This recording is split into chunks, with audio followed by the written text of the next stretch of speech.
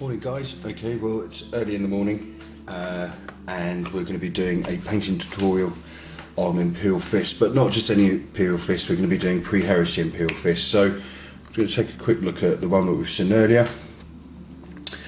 Now the tough part about this is, obviously because it's Imperial FIst, so we have to look at what sort of marks of armour was around about then.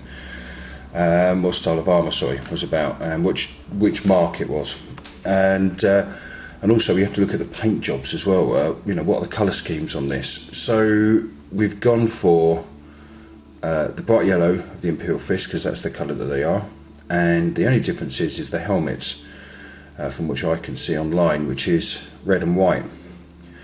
Red helmet with a white stripe down the centre. So, and obviously the trim's black instead of red. Obviously they don't have a double-headed eagle across their chest, so we're going with I think it's mostly heresy armour and a mix of iron armour and crusader armour in there as well. So I kind of like it.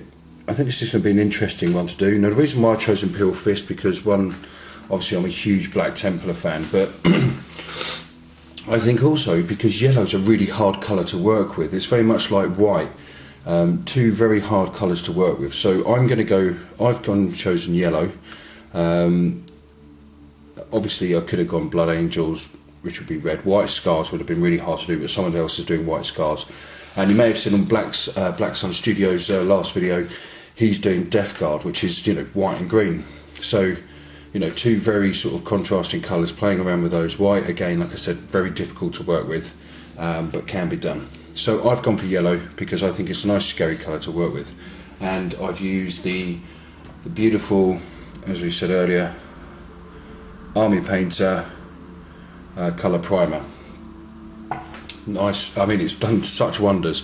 So this is what we're looking at. So what have we got to look at? Well, we know the guns are black with bolt gun metal. We know that the helmets have got to be red with a white stripe, and we know we've got to have black trim somewhere in there. But obviously in this model there's no trims to paint black, so we're going to be doing the side bobbles black as well, and painting up what we need to paint on there. So let's get started. So what colours are we going to have? Well, we're going to need Sunburst Yellow, as you can see, there we go, it's just focusing that. Sunburst Yellow, we're going for the Games Workshop range. Reason why we're using Sunburst Yellow is because we need to match up the paint that's already on there, and it does a brilliant job. And because if we make a mess, we need to hide that colour straight away. We're also using bolt gun metal for the guns, for the joins in the armour, and other bits and pieces like that, filters and stuff, and these little bits on the side, I've forgotten what they're called.